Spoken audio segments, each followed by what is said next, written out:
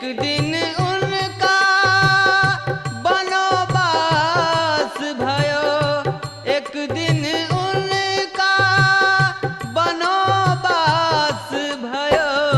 दशरथ तजे पराना साधो, होत न